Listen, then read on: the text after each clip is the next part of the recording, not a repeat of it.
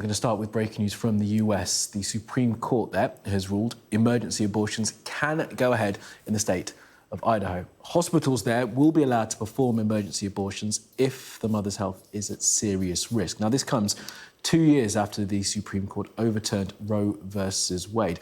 Idaho is among the 14 states that then outlawed abortion in most cases, with a very limited exception. Let's bring in our US correspondent, James Matthews, to explain more on this. James, great to have you with us. So take us through how consequential this decision by the Supreme Court could be. It's extremely consequential on a very important subject area in this country, Kamali, as the evolution continues about access to reproductive rights in the United States. It is a case that's focused on Idaho. That's one of more than a dozen states that has a near total ban on abortion. Specifically, the focus has been on pregnant patients who turn up in a hospital needing emergency care. Now, the law is, if that patient's going to die, the doctor is legally entitled to perform an abortion. If that patient is not going to die and merely needs stabilizing treatment, something less than life-saving treatment, then an abortion cannot be conducted. So doctors are being told, you make the call. If that patient's going to die, give them an abortion. If that patient's not going to die, do not give them an abortion. It's your call.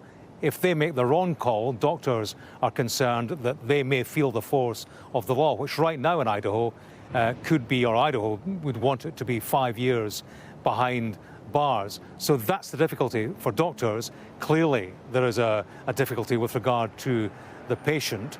Pro-choice campaigners are saying that patients will die as a result of the situation in Idaho. And indeed, this year alone, half a dozen patients, pregnant patients, have had to be airlifted to other states to receive treatment. So that's been the situation in Idaho. That's been challenged by the federal US government. It's saying, look, the federal law should apply, and that says that you can stabilize the patient. You can give them an abortion to stabilize them, to give them emergency care, whether or not they are going to die. It's all gone to the Supreme Court, and the Supreme Court has now issued its ruling. As much as it is, what it said is, look, this is not our business. This has come our way mistakenly, and they've knocked it back downwards to lower courts where litigation continues. So that's ongoing, but for now, women can receive or can be given an abortion short of preventing their death. So it's not the law as Idaho would like it right now.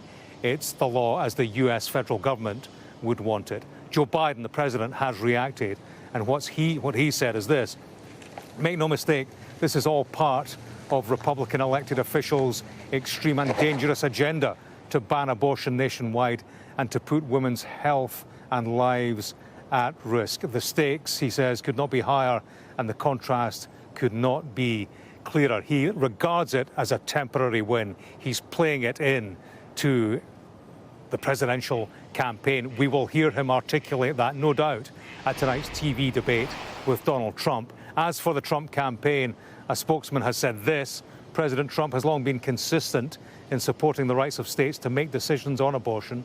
Joe Biden and the Democrats are radically out of touch with the majority of Americans in their support for abortion up until birth and even after birth, and forcing taxpayers to fund it. The words from a Trump spokesman. There clearly has been disagreement within the Supreme Court, amongst the Supreme Court justices. This is a 6-3 ruling. Liberal judge Ketanji Brown Jackson, appointed by Joe Biden, she has said this. She clearly regards it as a victory, but very much a qualified one. She says today's decision is delay. While this court dawdles and the country waits, pregnant people experiencing emergency medical conditions remain in a precarious position as their doctors are kept in the dark about what the law requires. That's countered by a conservative judge, Samuel Alito. He dissented on this decision, and he said this: apparently the court has simply lost the will to decide the easy but emotional and highly politicized question that the case presents. That is regrettable, he said. So the struggle continues between pro-life and pro-choice in the United States. It certainly does, and it's sure to come up, as you mentioned, James, in that debate that is going to be taking place later on today. You're in Atlanta, where the debate is going to be held, and apart from that issue over abortion, what else are the two men going to clash about? Well, I think we'll hear about the key subject areas in the presidential race. Donald Trump, we are told, is being encouraged by his advisors to concentrate on matters where he scores well with voters: the economy, inflation, crime figures, immigration. The question will be, what kind of Donald Trump do we get, I suppose?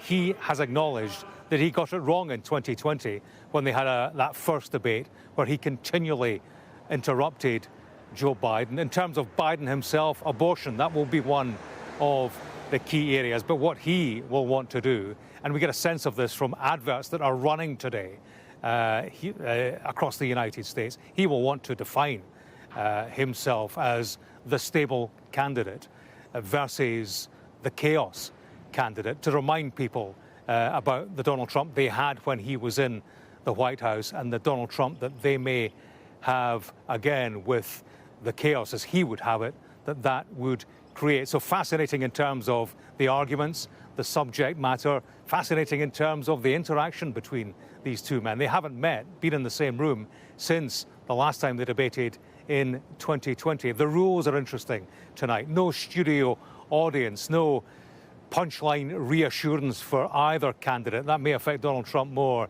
than Joe Biden. Microphones can be cut off. Only the candidate designated to speak will have his mic live and be heard. So all sorts of discussion about how that will affect both individuals. Donald Trump, will he be encouraged to make more rounded arguments than he is used to? You go to a Donald Trump rally, he can speak for an hour and a half, punctuated by an adoring crowd. He doesn't have that tonight. Tonight, it is a room with the two individuals, two moderators, and a penetrating silence to fill with rounded arguments, with hard politics, with hard policy ideas. Interesting to see how that will play out over the 90 minutes. But, just fascinating on all sorts of levels.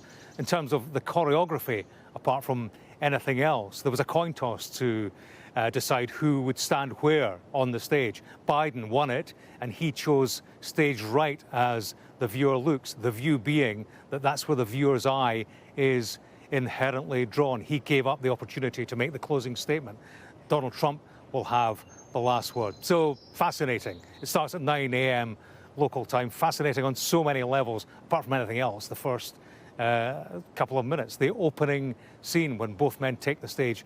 Will there be the warmth of a handshake? If indeed there is, then I imagine it'll be the coldest greeting we have seen amidst the heat of TV presidential debate. Certainly could be. All right, James, for now, in Atlanta, Georgia, where that debate will be held. Thank you for that, and we'll bring you that debate live here on Sky News. It starts at around 2 a.m. Join us for that. Of course, we'll have expert analysis before and after.